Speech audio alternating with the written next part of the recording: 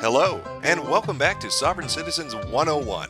Congratulations on having completed tape number 1 in our educational, informational video series, in which you learned how to deal with law enforcement on the scene, judges in a courthouse, and court-appointed employees. However, as any good sovereign citizen knows, the law is only one way in which the government tries to inhibit your ability to live as a free man. Over the course of this presentation, you're going to learn about the financial side of it, as we cover maritime admiralty laws, bonded birth certificates, and accepted for value. So what do you say? Let's begin our journey to financial independence.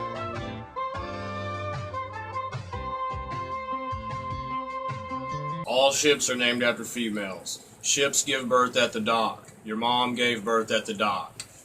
Your mom had contractions, put you under a secret contract. And she goes to the maternity ward, which automatically makes you a ward of the state. You know, it's a foreign embassy. Hospitals are built on foreign embassies. You come down the birth canal, water. You have a navel, your belly button, all water. Two people have come together as a partnership and created a product under maritime admiralty law. Maritime admiralty law is what's known as the law of the water. Let's look at how and why a form of law that is fashioned to govern corporations, businesses, and vessels has imposed its rule over natural human beings. This is all done through a form of word magic. The Barron's Dictionary of Banking Terms defines a certificate as a paper establishing an ownership claim. So right there, we notice that everyone with a birth certificate is defined as being owned. People are used as collateral with other nations because the U.S. is bankrupt. That's correct. We are living under a maritime admiralty law system, in which your parents were tricked into giving birth to a seafaring vessel, all because the United States is bankrupt. But it's much more insidious than that. The United States, the country, or what everybody thinks is a country, is actually a corporation. They're a bankrupt corporation, and they've, in order to stay in business, and it is a business, they had to put up some collateral in 1933 after they already put up the collateral for the states and the federal government, the sovereignty for that. So what they did is they made you into a corporation. They brought in what's called international maritime law, or the law of the water. They drew the water lines back. After 1933, the United States stopped being a nation and became a corporation. A bankrupt corporation that used the water level to dictate how we'd go forward financially. But why would they do this? The banks control the currencies. It goes back to the water, like always, everything water. The banks control the currency of the water. The word liberty means permission to leave the ship. The word arrest means to hold a ship in its port. Government, you know. Vern is green. Go to the green mind is what government means. It's abracadabra. Expecto disappointment, because we are living in a slave system in which we are chattel. But how can we fight back? How do we take down this bankrupt corporation known as the United States of America? People that I try to keep away from me and out of my life are extremely ambitious people that are lazy, or extremely ambitious people that don't have talent, because that person can really start to feel some resentment. Somebody with ambition that does not have talent or good work ethic can bring you down very, very quickly, because they will be jealous of where you're at, and they will do what they need to do to bring you down to their level, or they will do what they need to do to cheat the system to get up to your level. The most dangerous people. Well, the first step is in understanding what a bonded birth certificate is. Now, most birth certificates in most countries, in fact in all countries, are used as bonds. That's human capital. It can be used as a fungible instrument that can go into a private placement program. You can get your birth certificate monetized.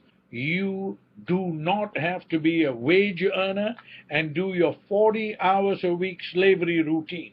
You don't have to do that. You heard correctly, folks. You can monetize your birth certificate. Think of your life as a television show in which you can place ads wherever you like. But let's go into more detail. Just how much debt can you wipe out with your birth certificate? You can definitely wipe out your any debt, whether it's judgments, lawsuits, credit card debt, child support debt, traffic tickets, anything, any violation, any charges with your birth certificate. Why is that? Okay, let me begin with this interesting blog that my friend Yarrow has posted on Facebook. They always want your signature. Why? Because that has a lien on that. Okay, they put a lien on that signature, and they've already done that. And that signature is worth millions or billions of dollars. I mean, I don't even want to get to that. I would say limitless, because we're limitless. Why is that, you're probably asking? It's because we come from the earth. We come from the earth. And how you're able to forgive their debt, is by signing it with your golden signature. I bet you didn't know your signature was golden, Earthchild, but it is. You are worth millions and billions of US dollars. So how do we take that capital under maritime admiralty laws to pay off debts to the IRS and our living expenses? Well, it's quite simple actually. We use accepted for value. Accepted for value is basically using your birth certificate bond that they created when a few days after you was born, that the government has been using for collateral. Is you're going to take that and you're going to discharge all of the debt that you're in. If you want to do it for any sort of bank loan, you could do it. If you want to do it for your credit card, your debit card, you could do it. Student loans, I discovered it works for that as well. Amazing, isn't it? I bet all this time you were using your money from hard-earned labor to pay off your debts and bills. Well, worry no more, because you can cast aside your financial responsibilities by following these simple steps. Now this is going to be a print overlay. You're going to have this on your computer, and then you're just going to print this onto whatever bills you have, and then you can just send them out. It's a great little handy way to do it. And then you have the line to sign it, and then you have something else to write money order. Okay, accepted for value. Right here you're going to put a line, and you're going to leave that line there, because this is where you're going to sign it and date it in blue. Now you're going to put your all cap name, okay? So, I'll use the Jack Rabbit name, okay? You're going to put Jack Rabbit, EXEMPT, number. Who cares if I spell it right, as long as you guys get your bills paid, right? The Social Security number, not your Social Security number. The Social Security number with, without dashes. I've already got my bill printed out. I've got this overlay on it. Alright, now I'm going to put money order. Alright, I'm going to write it on there somewhere, okay? That is my order to pay money whenever there happens to be some money available, because there isn't any money. They took all our money in 1933. Unlimited wealth is yours, and you don't even need all three of the primary colors, just red and blue. By writing this on any bill which comes in your name, you can easily dismiss and discharge, offset that debt. Accept for value, accepting for value, returning for value, / returning for settlement. Notice to agent is notice to principal. Notice to principal is notice to agent.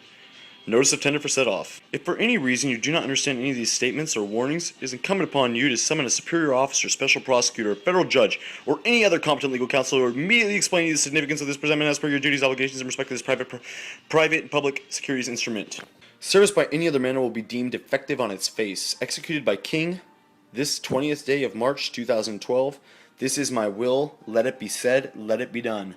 Well, clearly, this was a lot to take in. We've learned quite a few things. The United States is a bankrupt corporation who, fearing their inability to pay their own debts, decided to use maritime admiralty laws to declare you a shipping vessel, and then use your birth certificate as collateral in trades with international entities such as other nations and corporations.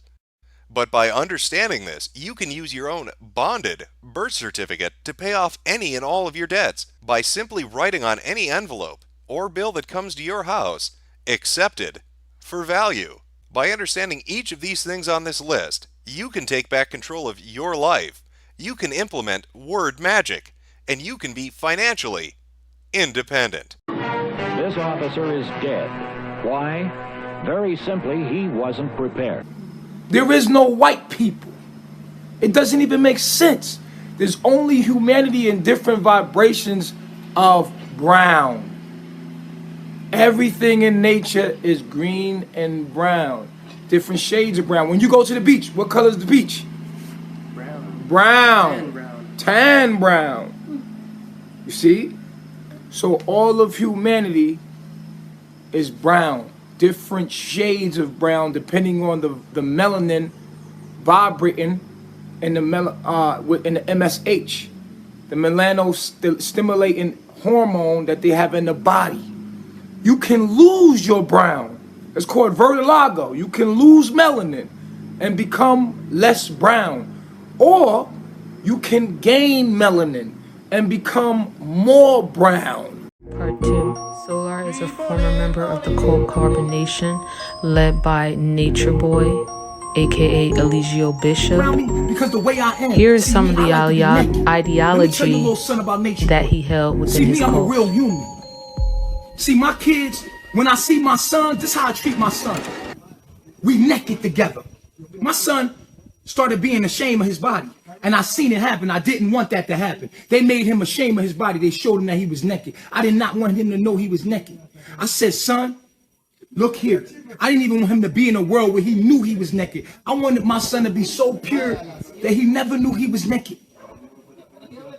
I take bath with my kids. I'm naked with my kids. I have sex in front of my kids. I never be ashamed of sex. My son. He was abusive to everyone, including his own wife and child.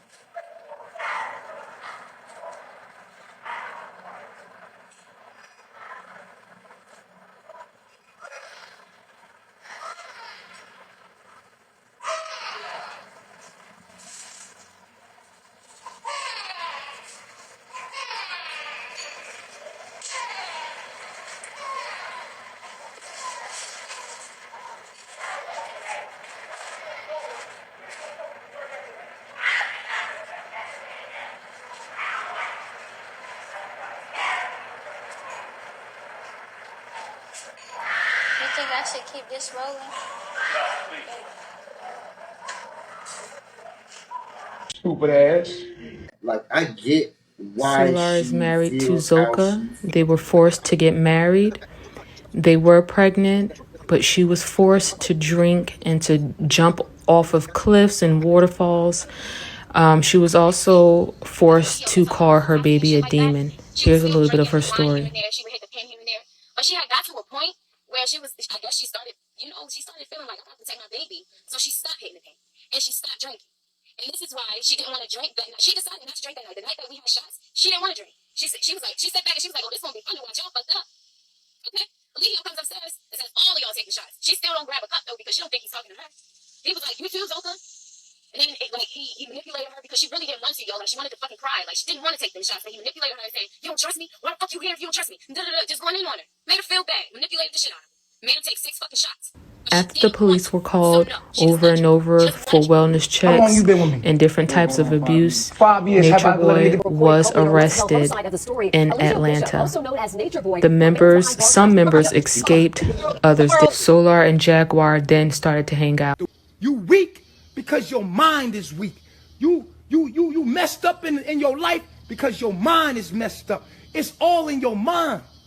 If you a strong person, can't nothing come inside of you and create an imbalance because you strong and you smart and you intelligent, and strong don't have nothing to do with muscle. It have everything to do with knowledge and wisdom. One word you hear a lot is fraud. Now, what does it really mean? Basically, fraud is a false statement that's intended to deceive and intended to make somebody do something. That's what it comes down to. And there's actually 9 elements when you draw it all out. And there's criminal fraud and there's civil fraud. Did you know that tax return fraud is on the rise? In 2021, the IRS reported that there was a 91% increase in tax return fraud. You see what's going on here?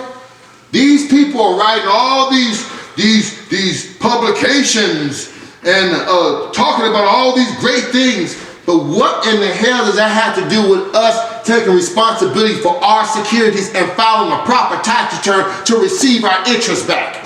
Tax evasion is when you try not to pay your taxes. You don't file a tax return, the IRS comes after you. Tax fraud is when you file a fraudulent return to either reduce the liability that you have or potentially get a large refund that you're not supposed to get. They can take your car, your house. It can also land you in jail. It's always good to be in good with the IRS. All I know is my side of the story. I can't tell no other story. I'm innocent.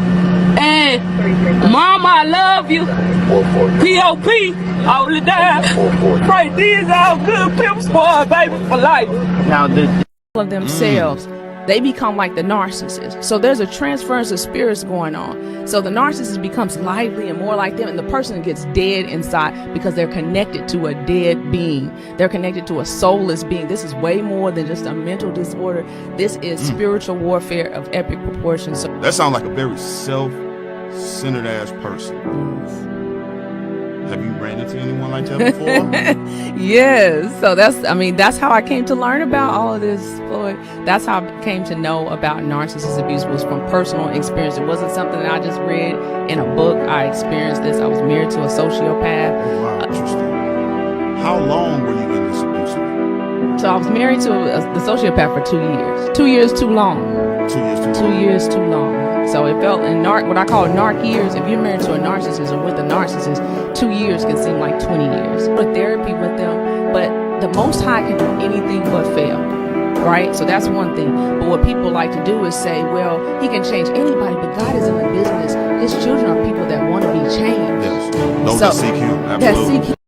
They essentially become like that person. While that narcissists feel no way to see their family suffer, to see their children suffer. They feel no way. If they can't control the mother of their children anymore, they don't want nothing to do with the children. They'll rather spend that money on drinks, tattoos, gambling, whatever it is, whatever their devices are. They'll rather feel good in the moment with their friends than put money in the hand of the woman that he cannot control anymore. Let's talk about it. I know a lot of people say, oh, they don't love their kids, they don't love their kids. And it's very difficult for people to even prove that as a fact, because it's like, especially if they are still in the kids' lives, maybe they do have full custody of the kids or they are involved somehow. But when we mean they don't love their kids, they will never sacrifice for their kids. They will not sacrifice that little bit of money on having fun or gambling or whatever it is they do to make sure their kids are good. They're not going to do that. They will do it if it means they're going to get something in return, like maybe control over that mother, maybe they get some sort of benefit, get to live in that woman's house, get to control what she's doing, get to control the kids. If they're going to get a return on their investment, they will sacrifice. Yes, they will. They will spend that money. They will pick up the kids from school, whatever it is they need to do, they're going to do it. But as soon as there's no benefit for them, that's when they will stop all sacrifice for their children. Weird story, but let me start with this. At some point in your life, you may run into someone who identifies with the sovereign citizen movement. Now, they may go under a bunch of different names. They may call themselves this or call themselves that. But understand, at the end of the day, they are a sovereign citizen. What is a sovereign citizen? A sovereign citizen is someone that somehow, some way, they bought into the conspiracy theory that the United States federal government is illegitimate in some way. Now, each different little fraction of sovereign citizens, they have their own story and explanation as to why the federal government does not have the authority that us regular people think that the federal government has. But that part doesn't matter. It doesn't matter why they think the federal government does not have authority. Just understand that they believe that the federal government does not have the authority that any rational adult understands that the federal government does have, okay? These individuals believe that if they fill out the right paperwork, if they do the right steps in the right order, they can opt out of being a United States of America citizen. Now, while they're not a U.S. citizen, they're still able to live in this country. They're able to take advantage of all the opportunities of this country, but they do not have to do silly little things like pay taxes, use driver licenses, register your car with the DMV and get a license plate on the back of the car. All these things that we think, because remember, we're the dummies. We're the sheep. We're not woke like these people are. All the things that we know are normal and regular things to participate in society. They don't have to do that, but they still get to take advantage of all the things that we get to take advantage of as citizens. All right, just to give you a little bit of context here. Shouts out to my brother G8 Textman in the building. Says, can a sovereign citizen get a PPP loan and not repay it? Listen, I'm sure there's many stories. I'm not going to get into it tonight, but I'm sure there's many stories of sovereign citizens that attempted to get a PPP loan and probably did get a PPP loan. That would be a great show. I might research and try to find one because odds are I'm sure there are some people who did it. So that in general is how a person who's in the sovereign citizen movement kind of thinks. Now understand, the sovereign citizen movement grew from originally a racist Southern movement. Let me try to break down what I'm talking about here. After the Civil War, for those of you who are history buffs, after the Civil War, there were situations where the federal government had to step in, send troops to the South to make sure that the Southern states were doing what they were supposed to be doing after the Civil War. Right now, listen, I'm giving you a quick overview. Any of you history buffs and history teachers say, hey, you didn't talk about this, you didn't talk about that. That's not what I'm getting at. I'm trying to give you a snapshot of what we're talking about. Shouts out to Jacobs in the building. Says doing the black sovereign citizen thing will lead you to a one-way trip to jail. Listen, we're going to get there. We're absolutely going to get there. All right, so understand where the sovereign citizen movement itself came from. Before any black people were joining it, it originated from the idea and the concept of Northern troops coming to the South, enforcing the law, basically, and making sure that obviously the rights of African Americans and whatever things that the Southern states weren't trying to do, obviously the troops were enforcing. In a general sense, I understand that I'm skipping over a lot here, people, but I just want to give you a snapshot. So out of this frustration of a federal government enforcing stuff on the state level in the South, there grew this movement of sovereigns, people who believed that they could step outside of the authority of the federal government and they could set up their own mini nation within a nation. Shouts out to debt-free dads in the building. Says sovereign client, these laws don't apply to me, Mr. Attorney. Sovereign citizens, you were trafficking cocaine. I know, man. Listen, debt-free dad, I've been down the rabbit hole of YouTube and black sovereign citizens for years now. I've seen cases like this, but yeah, they can get absolutely ridiculous. But I don't want to hold y'all too much. So that's the general concept. It came from a really racist and Southern white male movement originally. It wasn't until around the early 1990s did you see any black people basically saying the same sovereign citizen conspiracy theories. What ended up happening, based on my research, around the early 1990s, there were members of the Moorish Science Temple who saw an opportunity to take pieces from this white sovereign citizen movement and apply it to their theology in the Moorish Science Temple of America. If you have no idea what the Moorish Science Temple of America is, don't feel bad. Majority of people have no idea what it is. We may get into it a little bit, but just know that the Moorish Science Temple of America is a religious organization, an Islam-based religious organization that actually originated in America among African Americans. Now listen, for all you Moors out there, I know that you do not identify yourselves as African American. I'm aware. I read your Wikipedia page. I'm up to date. I know that you don't identify yourself as African American. You identify yourselves as Moorish Americans. But let me explain to you how a basic conversation works. See, if I was to refer to you as Moorish Americans, and 99% of my audience has no idea what a Moorish American is, there's a barrier in the communication. So yeah, I'm going to describe you as the same way that's on your birth certificate. See, most of these Moorish Americans, on their birth certificates, on their driver licenses, on their other documents, it says that they're either African American or black. Now, I understand it personally. You identify yourselves as Moorish American. But understand that I'm in a conversation with my audience who has no idea what that means. So I'm going to identify you the same way that your parents identified you on your birth certificate. All right, so don't flood the comment section. He doesn't know what he's talking about. Noble Drew Ali wasn't black or African American. He was a Moor. Well, no one knows what that means. And it only has any type of context to you insiders in your group. All of us outside of your group, and understand that the majority of the population in the world is outside of your group. We need a frame of reference of what we refer to you as. and we refer to you as African American or black. All right, so save the spanning of the comment section. Just understand, I know you identify yourselves as Moorish Americans. So to catch you guys up, the Moorish Science Temple of America was started around 1913. I'm going off the top of my head, people, but I'm pretty sure I'm right. Back in 1913 by a man called Noble Drew Ali, who referred to himself and his followers as Moorish Americans. This links back to the concept of Moors in the Middle East, in Northern Africa, and what they consider to be a worldwide Moorish empire. That's what they link to. They don't like to think of themselves as black because black is a color. They don't like to think of themselves as African American because Africa itself is a continent, not a nation. Even though Morocco is a nation, but we all know they're not from Morocco. But let's not get in the weeds here. Let's not get into the weeds here because we'll be all day. Just know that it was a religious movement started by people who the world identifies as African Americans in the early 1900s, and it was a faith based in Islam. But once again, it wasn't until the early 1990s that splinter groups of that original group started to use the ideology of sovereign citizens into their own ideology.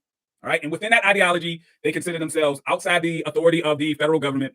They do not have to pay taxes. They do not have to have driver licenses. They don't have to pay even like the registration fees for their cars. So they drive around with their own personal license plates. They have their own personal ID cards. They identify themselves as like a Native American tribe, that type of stuff. All right. So that's the general picture of the background. Now it's story time. Now I'm going to explain to you guys my personal interaction, my very first personal interaction with this group. All right. So I want to say it was around like 5 or 6 years ago. Around 5 or 6 years ago, a woman booked an appointment in my office. She booked an appointment, and I could see on my little appointment book that she was coming in because she wanted to hire me to represent her before the IRS. And let me tell you guys, representation cases are good cases. Representation cases is good money, right? It's good. Just know that it's good money. So when I saw it on my appointment book, I was like, okay, this is interesting. All right, a representation case with the IRS. All right. So when the woman comes into my office, she comes in, she sits down, and she was like, Mr. Thornton, I need your help. I've been going back and forth with the IRS for the past couple of years. I need your help to represent me in an appeals case. I said, all right, listen, I'll be more than happy to represent you before the IRS for this, but I'm going to need a little background information, right? Before I sign up to do this work, even though I'm going to get paid regardless. I'm going to get paid. I get my money up front. But before I take on the case, I want to make sure that the case actually has merit. Because I'm one of those guys that has this thing called ethics. I'm not going to take on a case that I think is a loser. It's going to be a waste of time and money for the client, even though I'm still going to get paid. I'm going to get paid up front, but it's a waste of time. And I do not personally want to get a bad reputation with the IRS if I keep, representing clients with frivolous cases before them. I would probably have an issue with the IRS if they see that I keep representing people and trying to defend things that I know are losers. So that's another reason why too. So I told her, listen, explain to me why you think the IRS has something wrong. Before I have you sign the power of attorney, before we do anything, I need to know what are the merits of the case before I take it on. She seemed like she understood what I was saying. She said, okay. She said, for the past couple of years, I've been studying commerce law. See, at the time when people said stuff like that to me, it wasn't a red flag. I know better now. Now I know better. See, I know the buzzwords of sovereign citizens now. But back then, for a person to say that they study commerce law, it wasn't something that made me say this person is cuckoo. I was just like, oh, okay, well, elaborate. What do you mean by that? She said, I've been studying commerce law for the past 3 to 4 years, and I discovered that I did not have to pay taxes anymore.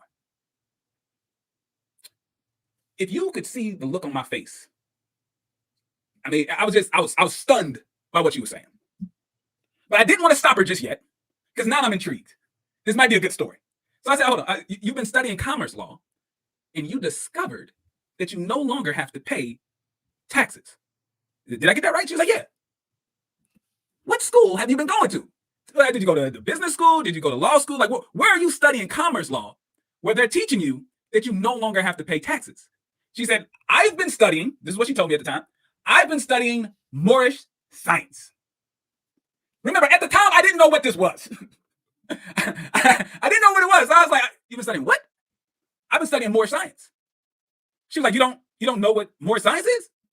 I said, no, that's not a required field of study to become a financial advisor. I never took Moorish science in college. So I'm gonna need you to give me a little bit more. I was like, is this something that you study overseas or something? Like catch me up here. I have no idea what you're talking about. So she starts to explain her story. She told me that she worked at the local library. And she said that there's this group of men, mostly men, but sometimes women. There's a group of men who have a class on the weekends. Very sharply dressed men who wore these funny red hats. And she said normally she would never pay attention to these guys. But what happened was she had recently been foreclosed on her home. And she was going through a hard time. She had to move back in with her mother. This was like during the recession, okay? During the recession. She lost her home. She was foreclosed on. She had to move back in with her mother. She's working at the library. And one day, one of these brothers came up to her and he started, chit-chat, small talk. And during that small talk, the guy found out that she was doing bad financially, that she had recently lost her house. And he basically told her, listen, if you would have been going to our classes, we could have taught you how you could have kept your home, sister. See, now she's like, what? He's like, yeah, the banks had no right to take your home. You just didn't know the right paperwork to fill out. We teach all this stuff in these classes. We've been doing it on these Saturdays for a while now. You need to come in. She said ever since that day, she was hooked. She was going to these classes at the library. She was learning all these new things that was blowing her mind. And she said for the past 4 or 5 years, she has not been allowing her employer to take out taxes from her paycheck. For those of you who are unaware, when you fill out your W-4 form, when you first get a new job, what you're basically telling your employer or the HR department, you're basically telling your employer how you file your taxes, and it gives them a good idea of how much to take out for federal and state income tax, right? Now, I know most of you are aware of this, but some of you may not. There's an option on that W-4 form where you can check box and say you're exempt from paying federal income tax. See, now this is something that the sister was unaware of until she started studying more science. She had no idea that taxes were optional. Now remember, this is what she's being taught in these classes.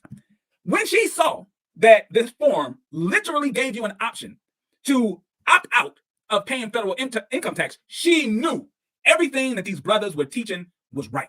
She's been lost, confused all her life. She didn't know who she was. She had no idea that, there was this whole other thing called more science and that she wasn't really black, that she was a Moor. The second that they were able to show her that the W-4 form gives her the option to not pay federal income tax, she was sold. Anything those brothers said from that moment forward, she took it as 100% legit and the gospel. So for the next 4 or 5 years of this woman's life, she's not having any federal income tax withheld. That's what led her to me. Now she is in this battle with the IRS. She's been sending in all the forms that the guys have been giving her to fill out. She's been sending them to the IRS, and the IRS has just been sending them back.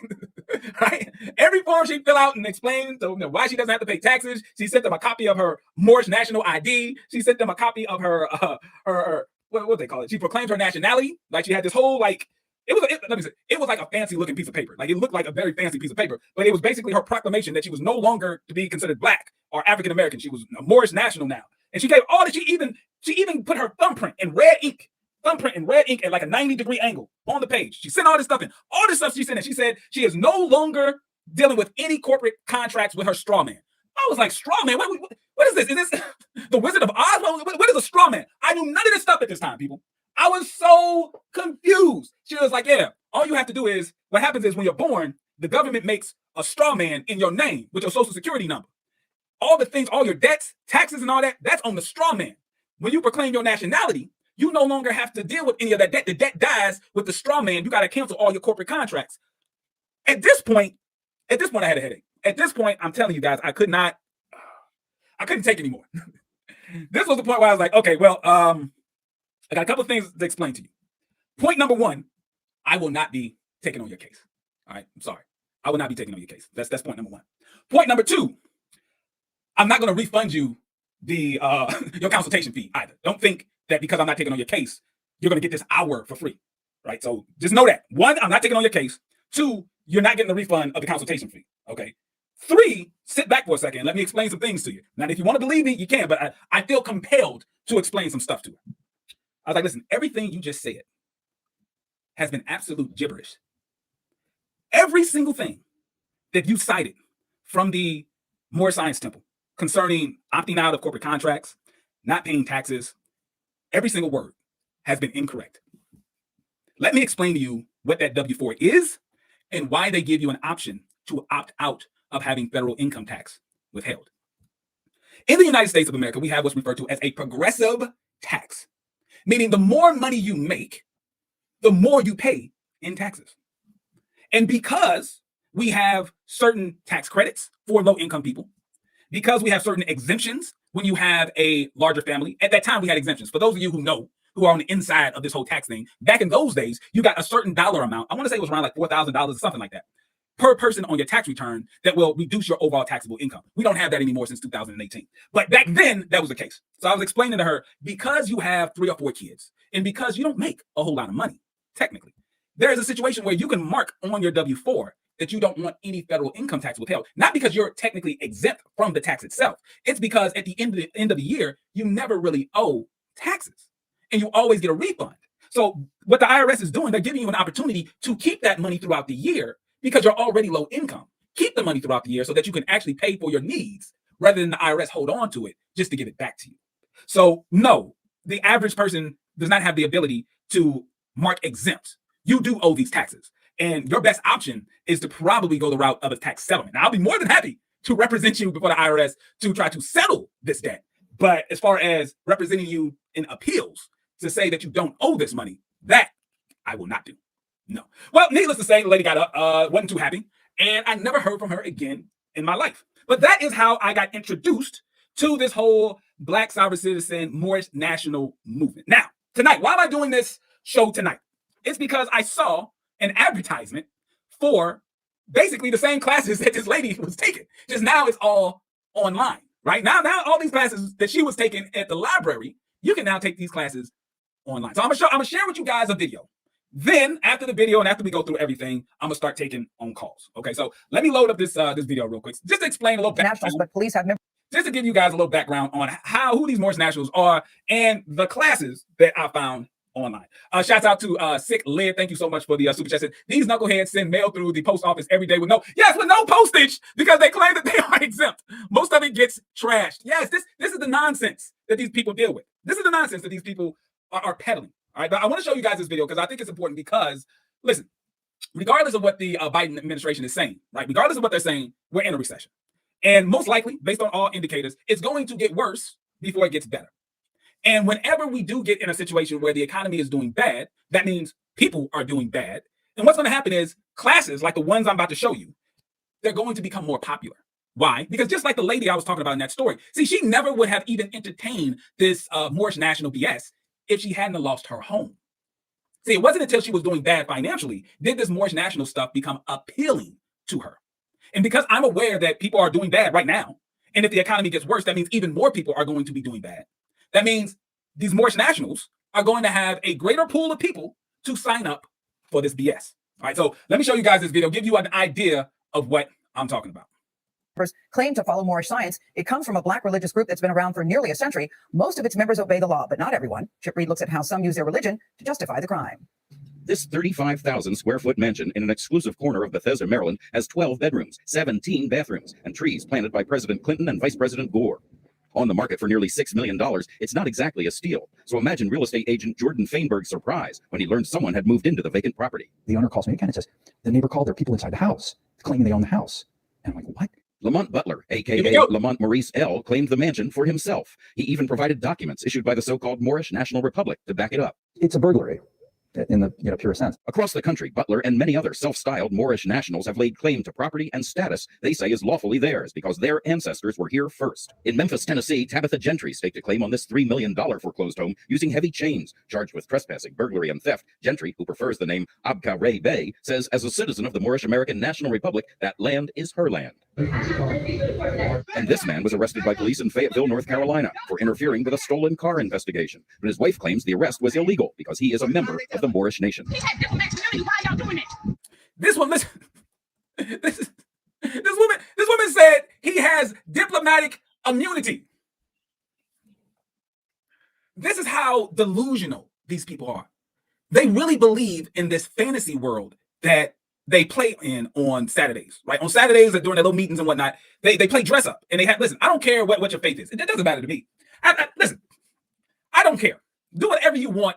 As long as you're like literally not hurting other people and you're not promoting hurting other people within your faith, whatever. It is what it is. But the second you start creating a fictitious world where you're trying to draw me in to your fantasy, that's where it's got to stop.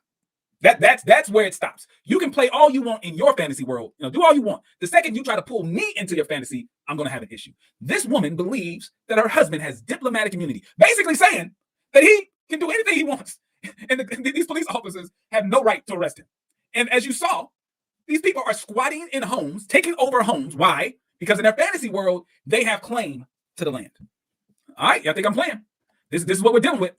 Moors trace their beliefs to Noble Drew Ali, who founded the Moorish Science Temple in Chicago in 1925. With tens of thousands of followers, the faith borrows heavily from Islam. It also teaches that all black Americans are Moorish Americans, descendants of an ancient Moroccan global empire, an idea some followers have taken one step further. So you don't have to get a license plate or a driver's license. You can lay claim to property. Spencer Dew, who studies the movement, says Moorish Americans have long taken pride in being American citizens, but as the group splintered over the decades, some offshoots abandoned that view. But I also think we have some opportunistic individuals, some sort of lone wolf elements. Jeff Fort is perhaps the most notorious movement member. The former leader of a violent Chicago street gang, he was convicted in 1987 of conspiring with Libya's Gaddafi regime to blow up U.S. government buildings. It's kind of a public relations nightmare. The vast majority of Moorish communities in America are not involved in any of this sovereign citizen ideology. All right, real quick, I want to touch on what he just said, because there's somebody in the chat, rightfully so, said they studied Moorish science for years and they were never taught this stuff. I kind of touched on it before, but I want to make sure that I'm clear.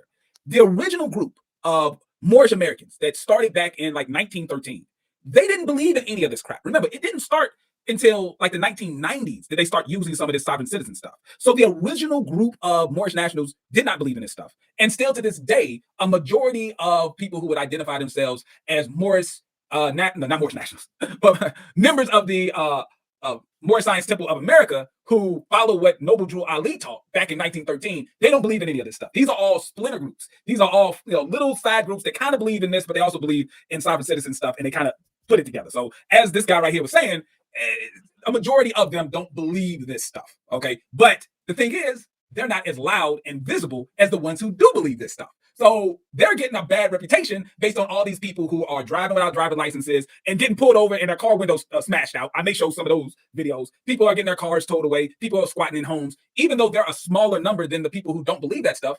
Like he said, it's a PR nightmare because those are the ones that are being seen in the news. The people who don't do this stuff. Like I said, most of y'all probably have no idea what a Moorish American was until these videos I've been doing. So it just is what it is. But we're going to show this. Hey, and I got Artie in the back. I'm going to pull Artie up here in a second. The second I get done with this. And the phone lines are open. Give me a call, 515-602-9778. That's 515-602-9778. Give me a call. All right, let me get back to this video.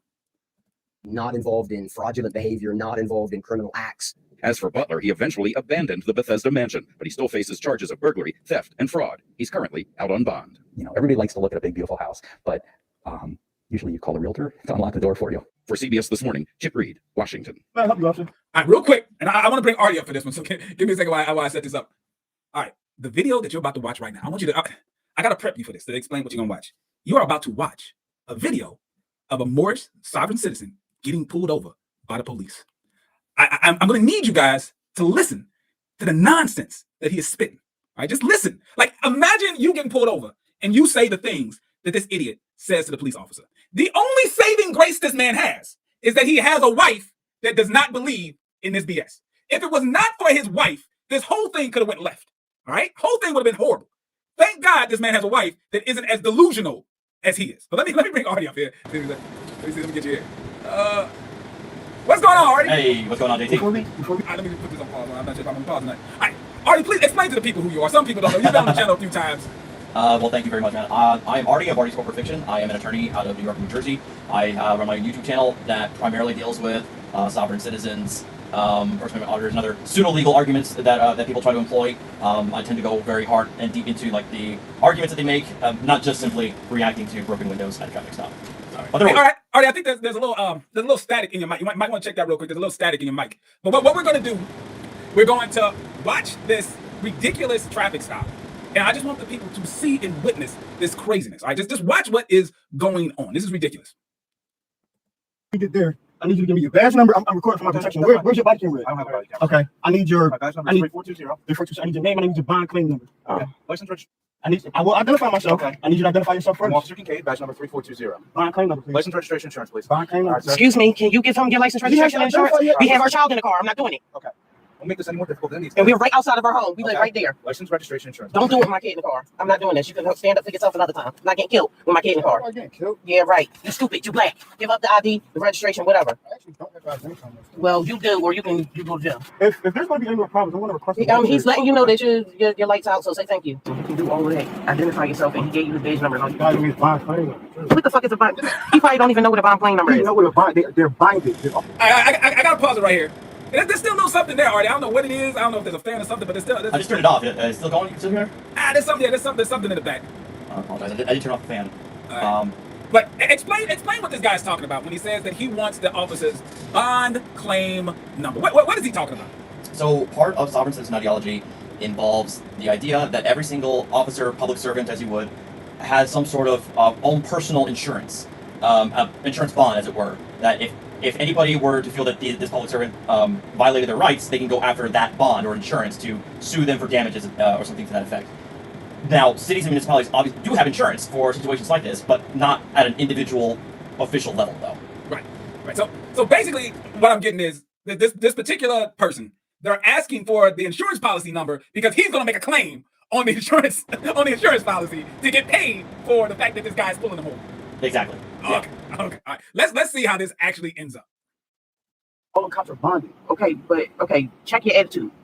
Because as soon as they pulled you over, you straight had an attitude from jump. Because you're sitting a break like that. Talk to you all crazy. You start talking to them all crazy. You could do that shit when you get pulled over by yourself, not with my kid's car. Sit here and watch them kill a fucking man over driver's license, registration, insurance. Because I'm traveling. Sir, I have some bad news for you. Your vehicle registration expired May 31st. Okay? According to the laws of Philadelphia, I have to latch out the vehicle. The keys will be towed by the Philadelphia Parking Authority. You have registration. I need those keys with me, sir. Yo, I need the supervisor. Okay, that's fine. I'm still gonna need those keys. I need the supervisor. All right, real quick, we gotta go back to this. All right, the supervisor thing. They always they're like sovereign citizens are like Karens. They always ask for the supervisor, no matter where they are. They ask for the supervisor. Why do they ask for a supervisor on like a traffic stop or something like that? What the hell are they doing? What's going on? Well, generally, policy. It's a policy thing. Generally speaking, the vast majority of police departments, when somebody requests a supervisor at a traffic stop, they're generally part of policy, required to bring a supervisor on scene. It's not like it's constitutionally mandated, but it's generally a department policy to do it. Yeah, but what do they expect the supervisor is going to do that the officer on the stop is not doing? Your guess is as good as mine. The best thing is that they assume that the supervisor knows what's really going on, and so they're more educated, and so they'll let them eventually go. That's my educated guess on that. Okay, all right. So they're thinking, oh, okay, let me get the supervisor here because then they know more science. The low-level officer doesn't know more science. The supervisor's going to know, and they're going to let me go. Well, I mean, it's not even a matter of more science. This is standard right to travel arguments that's used universally among individuals with these pseudo-legal arguments. So it's not even just a matter of Moorish ideology. This is standard sovereign citizen right to travel arguments that they assume that the higher-ups are more privy to than the lower echelon. Gotcha. Okay, so the supervisor, when they come in, everything's going to be better. All right, let's see what happens. Because I'm traveling in my personal vehicle. Okay. I don't have my car registration. Okay, you did it one point though, right? Before I do the okay. So you want a supervisor? I'm gonna need those keys. Once you give me the keys, I'll go for the supervisor. I need a supervisor. All right, sir.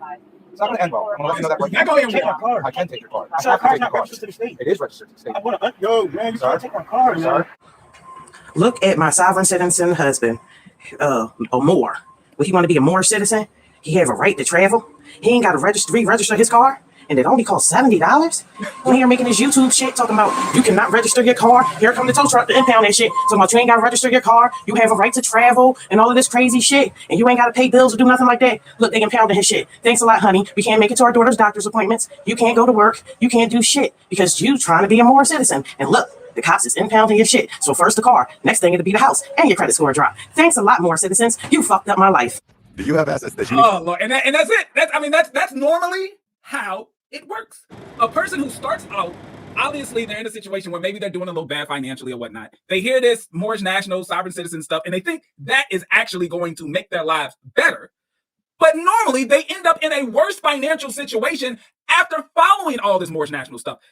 Not just the fact that the car's towed. So now they're going to have to, instead of paying $70 for the registration, as the wife said, now the car is towed. They're going to have to get the car out of the impound. They're going to have to deal with the tickets. They're going to have to deal with all that. That costs money.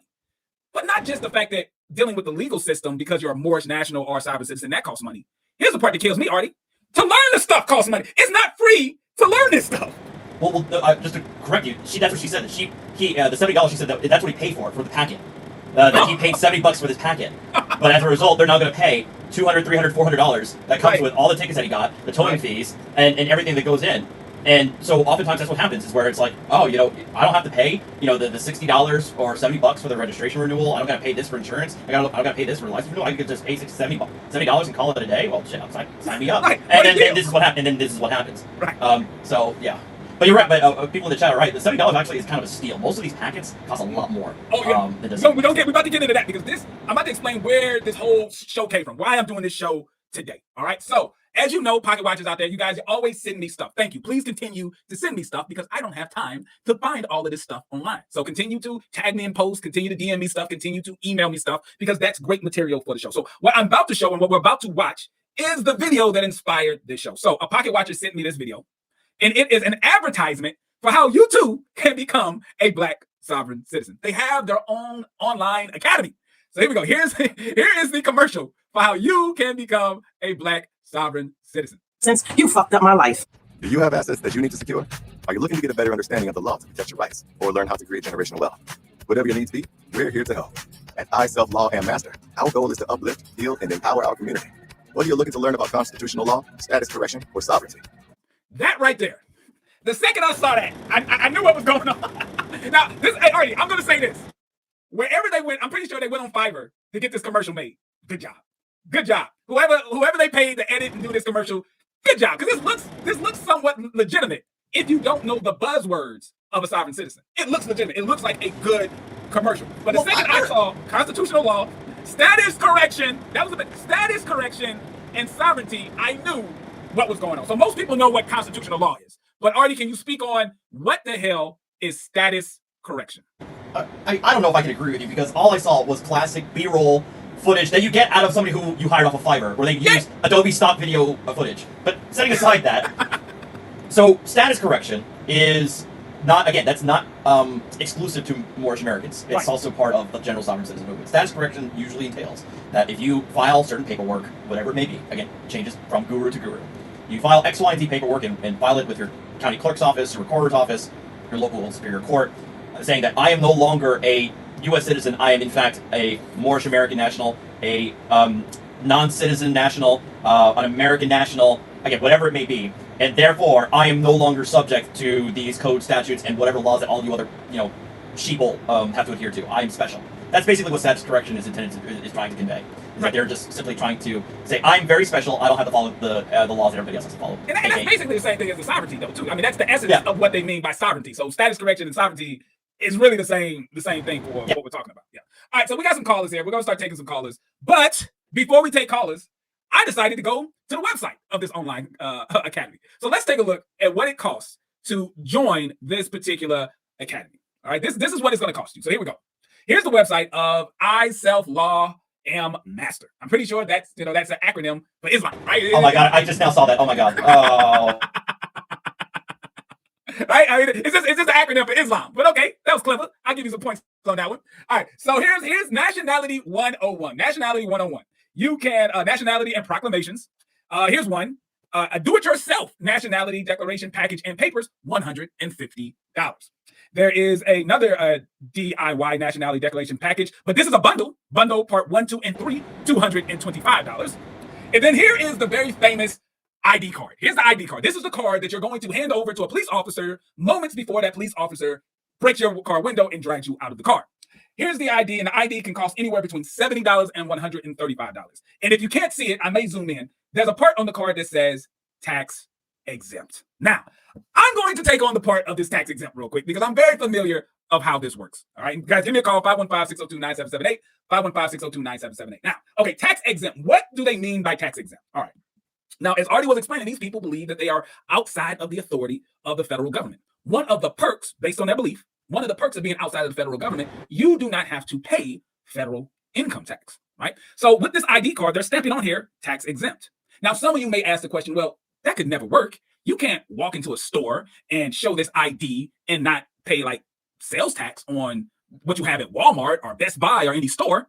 Well, let me explain to you guys how stuff works and why someone can literally walk into a store with this card and there's maybe a 50-50 chance they walk away without having to pay sales tax for their items. All right, so in the United States, if you are a nonprofit organization, you can be exempt from paying sales tax on your items. Let me explain why. when you are a nonprofit organization, the whole concept is you are performing a public good. You're doing something that lessens the burden of the government. So if you have a nonprofit organization, and let's say that organization is feeding the homeless or is a homeless shelter, that means the federal government and local governments are going to help you in that work. Why? Because that's less work they have to do. So in helping you, basically what it means is they're not going to tax you on your income, not individuals. We're talking about the organization. The organization is not going to be taxed. And when you buy certain items, when you buy things from the store, if you fill out the proper paperwork with the state, you can be exempt from sales tax. Not as an individual, but as an organization, you can keep from paying sales tax. Okay? Now, why would this card work? This card could work because an uninformed cash register worker person, right? So whoever's working the cash register at a store, they may see this card and think this person is a part of a qualified 501c3 or at church. Because churches, listen, people, churches have so much leeway when it comes to tax law in this country. It's ridiculous. When you're a church, and when I say church, I really mean any faith. There's no test to kind of prove if you're a legitimate church or not when you're dealing with the United States of America. I mean, for the most part, anybody can really claim their church. And if you're a church, you don't technically have to be a 501c3. You kind of automatically get the nonprofit status. So what could happen is one of these Moors can go to a store. They can present this ID. Now, this ID has a bunch of stuff on it. Let me see if I can share this window so easy. This ID has a bunch of gibberish written on it, okay? But part of this gibberish, you could assume, like it talks about a tribal card, a tribal member affiliation, Cherokee. It's got a lot of stuff in it. And if a person who's working the cash register for minimum wage sees this card, they may get confused and think that this person is a part of a nonprofit organization that's qualified to be exempt from paying sales tax. And this person may walk away. I'm sure you can find videos on YouTube right now of a Moor or any sovereign citizen, but especially Moors, of saying, see, this stuff is real. I walked into this store, I showed them my card, and they didn't charge me sales tax. It's not because they legitimately are sovereign. It's because the person working the store at the time doesn't know what the hell's going on. They think they're a part of some sort of church or some sort of 501c3, and that's why they didn't charge sales tax. Now, remember, just because you work for an organization doesn't mean you don't have to pay sales tax. It's when you're buying goods for the organization so that the organization can follow out whatever their mission statement is, you can be exempt from sales tax. So that's how it works. And that's how maybe someone with one of these ID cards can walk away without paying sales tax at a store. But when more people are educated and people understand who these people are, they'll probably not get away with it. But once again, if you're dealing with a person making minimum wage, it's probably, they might just press a code in the cash register because you're holding up the line and they want to hurry up and get the line through. But that's basically how that works. Artie, do you have anything to add to that? Well, real quick, do I sound better now? I still hear it. Damn it. I apologize. I'll have to figure it out in post. Just real quick, yes, that's what you said is actually true. I can only recall one video where this didn't work. This lady tried to get a drink out of a Taco Bell, refused to pay the 3 cents in sales tax, which got the cops called, and she was eventually arrested because she refused to pay the 3 cent sales tax. It was just kind of a complete mess. But it is what it is. Yeah, that will never work at like a restaurant. So we're talking about goods and service. I mean, like goods. Like if you were buying like supplies and stuff like that. At a restaurant, I don't see how that would work. Because they're like, lady, you're buying a drink for yourself right now. I see you drinking. There's nothing nonprofit about the fact that you as an individual take. Now, if you were buying drinks, and this once again, this would be at like a big box store where you're buying a bunch of drinks and you're going to give them to the homeless. Then yeah, you probably won't pay sales tax. But if you're talking about buying one drink for yourself that you're drinking right here in the restaurant, you're not going to get going to get over and not pay the 3 cents. Like look how petty that is. That's 3 cents. But let's go over more of this what they're selling here real quick to wrap this up. Let me see who we got in the back. All right, caller from 856. Just give me 1 minute. I'm gonna pull you up. Caller from 856. Just hold on. I gotta see what else they're selling here. So what we have here is the ID card. ID card costs about $135. Oh, here we go. International driver's permit and foreign driver's license. That's going to cost you $325. Between that and $350. National decoration for kids. You can get your kids involved in this. So they got a special one for kids. That's $255, $350. They got another national decoration package, parts 1, 2, 3, and 4. That's $390. And they have a non-U.S. citizen corporate. I don't know what does SPC stand for. I don't know what does SPC stand for. Secured party creditor. Oh, you sound perfect right there. Artie. But yes, okay. So explain that. Secured party creditor. What the hell are you talking about? I honestly, it's really complicated, but it is basically another method of status correction. You file a bunch of paperwork, say that you're a secured party creditor. To go into it even deeper would take us onto a whole nother level. The main issue is like it's part of the whole straw man type of split personality, legal versus real personality thing. But that's to get into that, we just go off on a tangent. That's basically what that, Okay, so secure party credit. That's I guess that's a deal at $85. So these are just the packages. They got like a whole school here where all these different courses, full-time student. Here, let's take a look at the curriculum for the full-time student real quick.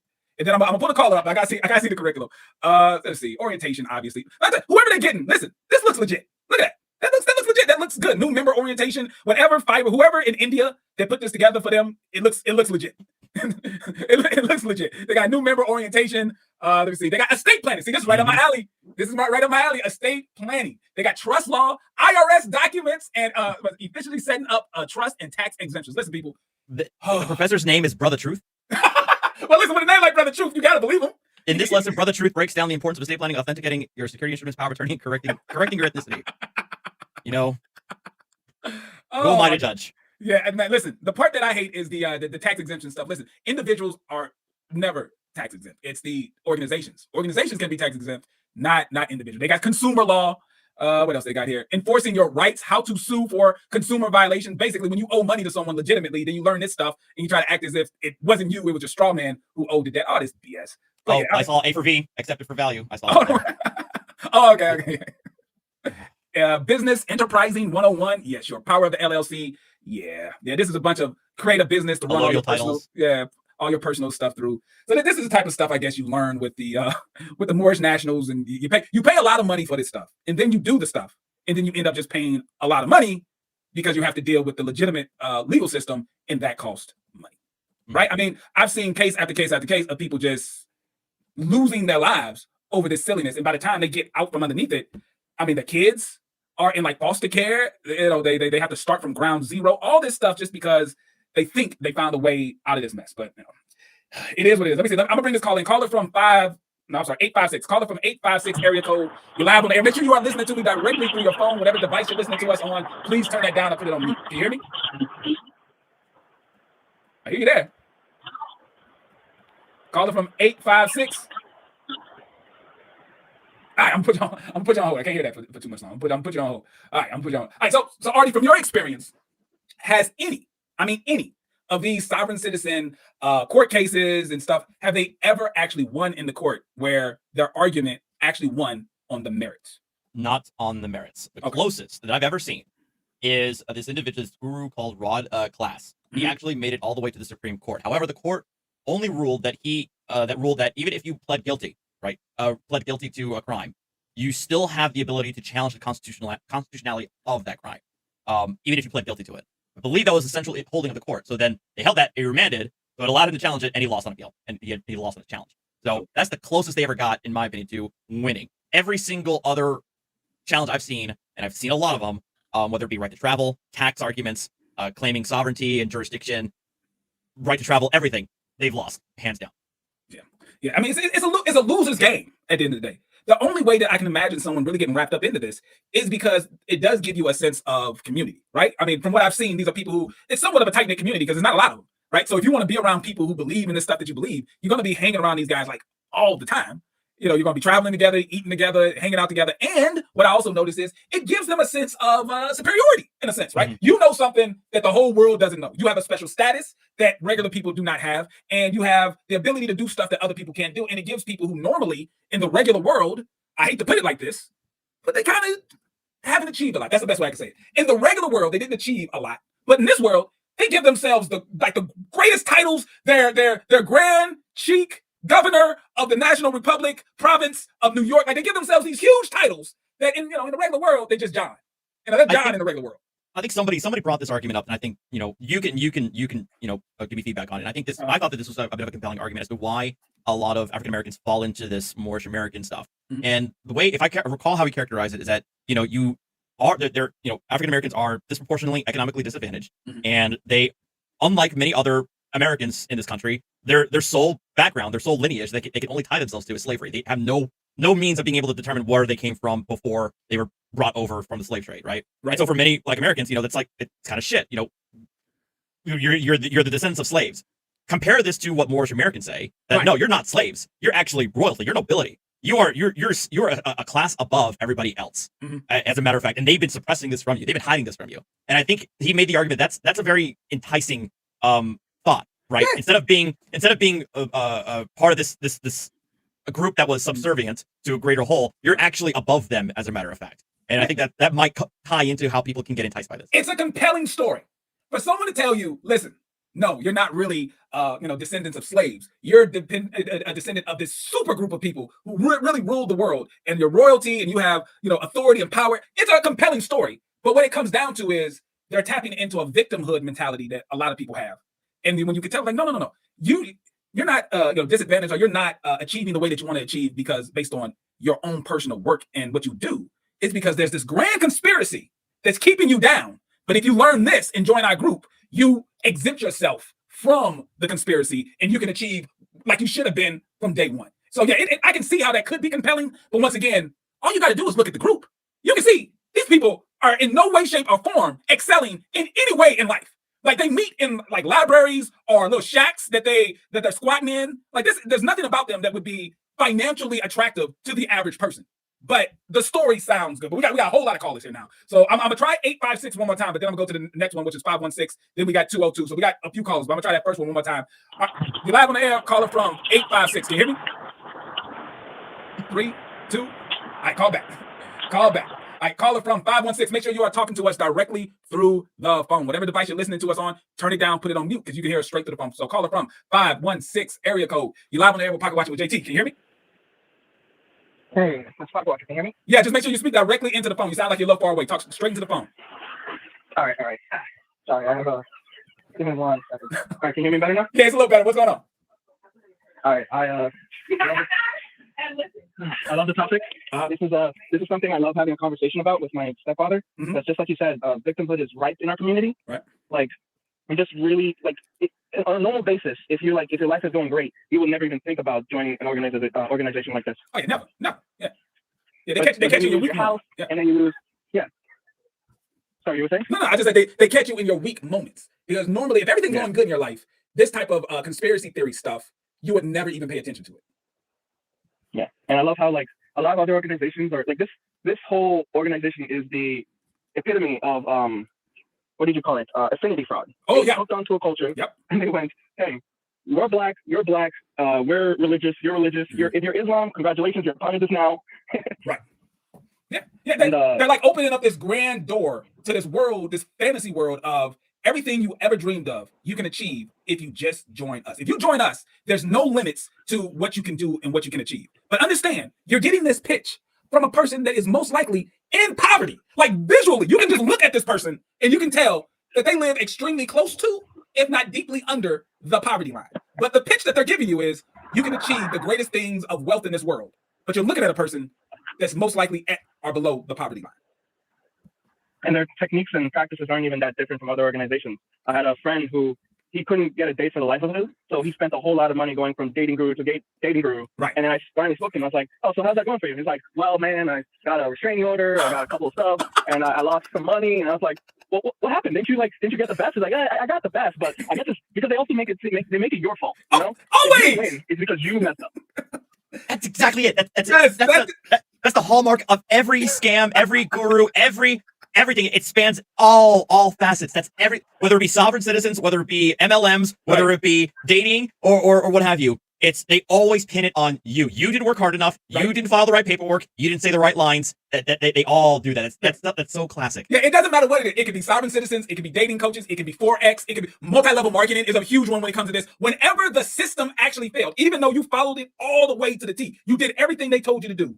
When it fails, and it always fails because these are failure structures. Everything that we're talking about are structures that are just set up to fail. When you ultimately get to the point of, hey man, this isn't working, they always put it on the individual. You did something. They'll be like, well, did you cross your toes and tap your foot 3 times? Like, no, you didn't tell me to do it. Well, I'm sorry, you should have read that. You should have came to the one meeting that you didn't come to. We tell you to cross your toes and tap your foot, and that's why it's your fault. And then it's sad. But hey, listen, thanks for calling. Hopefully, you said your father-in-law. You talked to him a lot about this. MLMs, pyramid schemes, and he's very versed because he's a businessman. So he's had a lot of times where his business or someone from his business or an outside contractor will come up with this brilliant idea. And because he owns a photography company, they try to get him to do some pictures.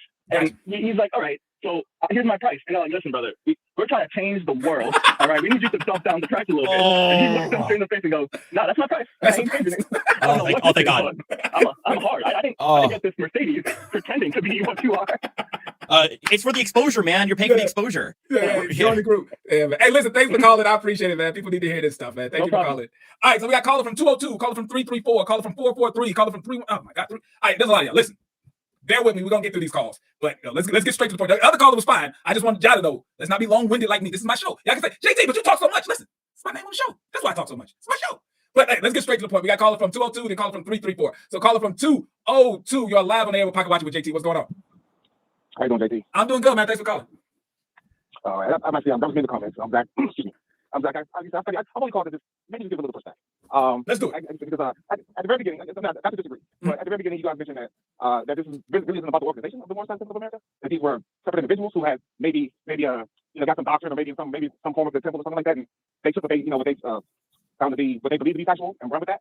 I mean, that's pretty close to what I was saying. What I was saying was the original organization of the Moorish Science Temple of America, if you research it, they were very proud Americans in that sense. They were Moorish Americans. They were active in American society. They voted. They believed themselves to be citizens, not just citizens, but they wanted to project a position of they're really, really good and active citizens. These new Moorish nationals that only kind of popped on the scene in the 1990s, they have somewhat of an affiliation with the doctrine of Moorish science, but they're not what the traditional organization would consider orthodoxy.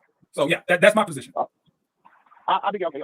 Because I keep hearing these arguments like the last caller, just saying the organization. And it seems to be like there seems to be some confusion. Like when we're discussing, we have to have a discussion that it's specifically about the Moorish Science National, Moorish Science Temple of America specifically itself as an organization. Like I said, I went there for I studied there for probably a little bit over 3 years back in the late 90s, into the early 2000s. And like I said, this is complete. I mean, what you just mentioned was exactly what I learned. I mean, what you're speaking of with the sovereign citizens is completely opposite of what we learned. Right. Like the whole term Moorish American was just about really getting rid of the word black. And really about getting your constitutional rights as a citizen, claiming nationality. That's really the whole argument of being a Moorish American. Is claiming your nationality and having your constitutional rights. Because they called us as a slave. You know what I mean? They gave us the word black, and we never really became true citizens. Okay. Right, so, real quick though, listen, brother. I watched many tapes and many hours. I know where you're going with this, but here's my question. Obviously, you're not, or even if you're still in it or whatever, you weren't a part of the Moorish Science Temple that believed in this sovereignty stuff. I got that. I'm clear on that. But here's my question to you because of something you just said. When you talk about becoming a full U.S. citizen and then getting your constitutional rights by claiming Moorish American and not Black American or African American, you are aware that since like the 14th Amendment, anyone who considers themselves Black or African American, they do have full constitutional rights. Like, what in your perception would someone who claims to be Moorish, what would they gain? Not religiously. I'm talking about constitutionally. What would they gain that someone who considers themselves Black or African American not have when they consider themselves Moorish? Well, let me ask you. This is well over almost two decades ago. Right. In the late 90s. And I heard you mention they did give you like a little card, a little paper card. Right. That says that you claim your citizenship and I can't remember everything verbatim. This is such a long time ago. Right. But they would tell you like they would tell you like if any time that you ever get pulled over, you use your state issue ID and you would give that. Now. But I'm saying, what would they do? I'm asking you a question. In reality, most of us understood. Most of us understood legally, it's not going to change that. Okay. Okay. All right. Most of us understood that. Okay. Well, like most of us understood that. Like I mean, it was more so. It was more so like just like if you like when you're young and people say you're descendant of kings and queens. It was more so of that and more so like that nature and more so educating yourself about who you were, where you came from, and claiming Moorish didn't really necessarily. Nobody in the temple ever told you that claiming Moorish is going to change your financial status or or who your legal status or that like or even say like some white officer is going to respect it. You know what I mean? Or some lawyer or anything. A judge or anyone is going to actually respect it. So it's also about learning your life and who you were and where you came from. Okay. Now listen, that part makes sense to me. Like what I said earlier in the show, whatever your faith is, have no issue with that. Do your thing. My only question is the second I get personally pulled into whatever reality that you've created within the faith is where I'm like, hold on, that part doesn't make sense. But as long as what you said makes sense. Obviously, it's a cultural thing within the faith, and it's a sense of pride. Cool. As long as you're not saying that if you become a Moor, then you have certain rights as a U.S. citizen or whatever that's above anyone who considers themselves non-religious and just Black or African American. That's the part where I say, it don't quite work like that. That's why I get pushed back. I don't even get pushed back in the words. You got to take an organization as a whole. I mean, most of the people I were in the civil, they were biblical. I mean, they weren't poor. They had money. Like they had. You know what I mean? So it wasn't like this is completely opposite of what you guys are like. Or what you guys are explaining as Moors as an organization. And listen, thanks. I know you said at the very beginning. Right. Yeah. I just want to be clear. And I gotta go to the next call. I appreciate it. But no, I listen. Yeah, clearly there's a difference between the Moorish nationals who believe in the sovereign citizen stuff and the ones who don't. This whole thing has been about the ones who believe in the sovereign citizen stuff. But thanks for calling, bro. I absolutely appreciate it. Thanks for calling in. All right, so we got caller from 334, then 443, then 313, then 6. Golly. All right, I kind of want to talk about this. All right, caller from 334. You're live on the air with Pocket Watch with JT. What's going on? Oh, sorry. I would say all the what I'm hearing from the Morris citizens it's giving me bad vibes because it sounds like a cult. It sounds like a cult. It probably is. Well, I mean, that's just the truth. Yeah, is that you? It sounds like a cult because they want control. Okay, but here's the thing about cults in America. Almost anything can be called a cult.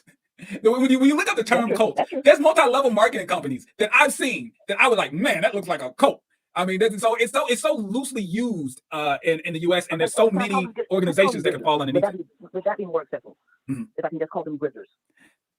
I mean, listen, the ones who are dealing with this, I'm confused on, do they truly believe this stuff works? The ones who are selling the packets. And just to let you guys know, I invited this group, the I Am Self-Love Masters. I invited them. Like, we had some back and forth on Instagram. I sent them the link to the show. I emailed it to them. I DM'd them the link. They haven't shown up, but I sent it to them. But the people who sell this stuff, I don't know if they're in this group of they believe it, because it's like, how can they actually believe it if they've seen so many people in so many cases where it doesn't work? I say for me, I often classify sovereign citizens into 3 groups: the true believers, the gurus, and the marks. And in many cases, individuals can be a combination of one or even all 3. Because I've seen gurus who, in my opinion, I don't think they believe at what they're selling at all. They're just trying to make a buck. I do also see true believers who truly believe in what they're selling, but also truly believe in what they're buying as well. So I've seen all 3. Being able to tell which one's which can be difficult, but there are true believers out there who do sell this stuff, who still try to make a buck, but they still believe in it anyway. Yeah, because I've seen that in multi-level marketing, right? The person in the middle of the chain, right? They believe. That's why they're getting all these other people in. But they're also aware that they're not making money. But they think that they're only not making money because they haven't got enough people underneath them in yet. And it's not until like way down the road when they realize, wow, this isn't what I thought it was, right? So yeah, you can kind of get stuck in the middle. But the guy on top, I refuse to believe that the guy on top truly believes, because they've been in it long enough to know. Like, they know this stuff doesn't work. Like, I think we had did a show on this earlier where a brother came on and he was in the More Science Temple, not the scammy side. He said one of the biggest guys, Taj Tariq Bey. He said Taj Tariq Bey has a driver's license. He said, I know he has a driver's license. I've seen his driver's license. He has a driver's license. Yet he sells courses and he talks about not having a driver's license. See, that's what that breaks my heart, where I know the guys on top, they know this is BS. Oh, yeah. It's the ones in the middle. The guy, his channel, I can't remember his damn name, but his channel's called Sovereign Living on YouTube. He's also a guru. He's also somebody who sells and makes presentations. Even in one of his presentations, he admits that he has a driver's license. But he tries to write it off like, oh, it's just to make things easier. Well, if you truly believe this, right, to make things easier, meaning you're following the law like everyone else. Like what does that mean? All right, we got like 3 more callers and we're gonna wrap this thing up. We got callers from 443, 313, and 646. So caller from 443, you're live on the air with Pocket Watching with JT. What's going on? Hey, how you doing, Mr. JT and Mr. Artie? Good. Blessings. Can you hear me clearly? Yeah, go right ahead. Yes. Right on. Just real quick. First 2 callers really kind of like put it in perspective. My father was Moorish at one point, left that, and I wanted to kind of get into the difference between a certificate of birth and a birth certificate and how that all plays in. That was my first one. But I've come to the conclusion from the first caller and the second caller that it is an identity problem. And when you do not know your identity and you're going through something, you want to identify yourself with something that's greater than the situation you're currently going through. Yeah. And agree with me if you can, whatever the case is, or correct me. So with that, when my father was, I guess, really heavy into that, really kind of getting in between Marcus Garvey and this is the black movie, just to try to get himself in a better position for his family. I noticed that, they're being preyed on, my community is being preyed on. So when I got the education about, what he used to do in the past, Black Panther and all this other stuff, so forth and so on, I did question it. But I don't understand why we keep falling for these things. I don't understand why we keep getting under submission to these groups, so forth and so on. And I want to be able to educate my people on the signs of how to, number one, get your identity straight. I'm not talking about with the government ID or driver's license and stuff like that. Know who you are. Right. No, because that's from the first caller and the second caller. I'm like, yo, there is a bit of confusion. The only person I know that works in confusion is Satan himself. How does he get caught up? She didn't know what her identity was with God. And what did the serpent say? Oh, I'm gonna give you some information that you don't know. The snake was better interpreting what she thought she heard. Right? Even though she heard it, let me interpret what you heard. You didn't really hear what you thought you heard. Right? Yeah. Well, same thing, but that was pretty much it from what I've gotten from the first two callers and everything. I couldn't really hear the third caller, bless her heart, but I just wanted to know the difference between a certificate of birth and a birth certificate. And because that's when I was born, they were still pretty much heavily involved with the Moorish science, so forth and so on. Before he became a minister, he went from one religion to another. We'll talk about that another time. So I wanted to know what was the difference between that, because that was something that I got born into, the whole Social Security and me being tax deferred and things of that nature. Can anybody explain that, Mr. Artie? Look, I don't have it. I'm gonna pass this one over here to Artie and let Artie take care of that. So you're gonna hear him when I let you go off the line. So thank you for calling, Artie. Have at it. There's really no difference between the two. I mean, the only distinctions, the only types of birth certificates that I understand, if you want to go back to ancient history with former President Barack Obama, there's the regular birth certificate, and then there's a long form that probably has more data on it. That's it. There's no difference between a certificate of live birth and a birth certificate. It's really no difference. That is a classic, like, sort of I can't remember what it's called, but it's a typical word salad tactic that a lot of these individuals use, where they try to change up words and imply that there's distinctions between how things are stated versus in the legal world, when in reality there's not. So it's at its base form, there's no difference between a certificate of live birth and a birth certificate. Right. Okay. It's not like if you have one, you have a greater status if you have the other. Right. Right. It's the same freaking thing. All right. So we got caller from 313 area code. Caller from 313. You're live on air. What's going on? 313? One? Twice? I'm gonna put you on hold. Maybe I'll roll back after this call. So here, you got caller from 646. Caller from 646 area code. You're live on air. Can you hear me? Everything's good on my end. Can you hear me? Let's wrap this thing up. All right, there we go. All right, that's it. I'm gonna try 313 one more time. 313. Caller from 313. Can you hear me? Caller 313. Absolutely not. All right, we're gonna wrap this up. Any last words about how to better identify the rhetoric? Because it can come in a bunch of different presentations. Like this whole I am self-law, man, whatever. These guys didn't come with the fez on. Right, I was able to recognize it by hearing the term sovereignty, by hearing the status correction. Like I knew those terms, but I've been down the rabbit hole. I've been a subscriber of your channel longer than I've had a channel, so I know this stuff. But for a person who's unaware of the buzzwords and the stuff like that, what should they look for, or how can they recognize when they're dealing with a person in an organization like this? Because they got different names. Right, because this kind of thing spans not just Moorish, but Aboriginal. Status correction is also another big one in the African American community. But ultimately, if you're using words like phrases like status correction, changing your nationality, dealing with right to travel, those are kind of the big ones that you can look out for that don't involve the words Moorish or Aboriginal.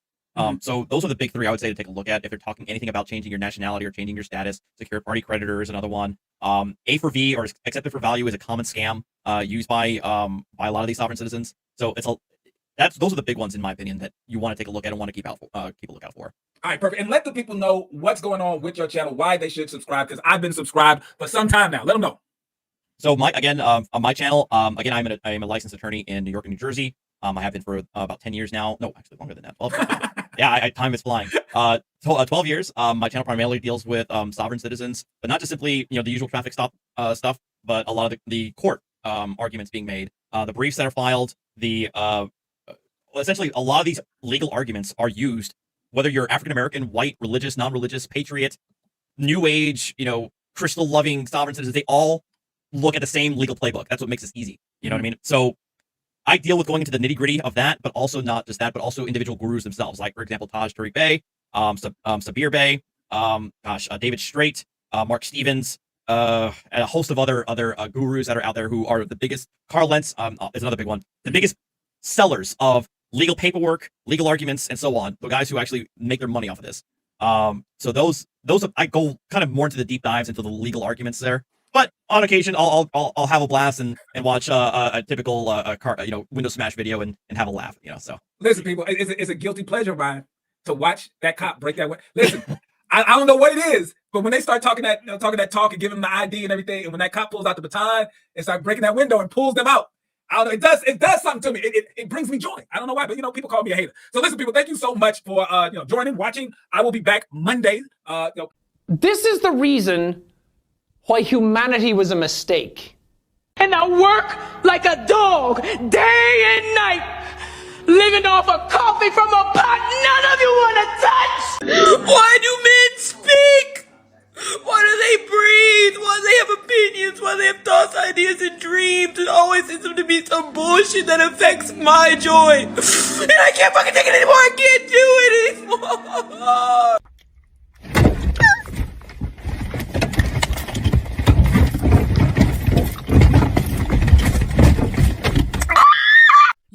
your brain. Use your brain. Use your brain. The thing in your head, use it. Fucking idiot. In your honor, I'm sorry, sorry, sorry, sorry. To my mother, I'm sorry, sorry, sorry, sorry.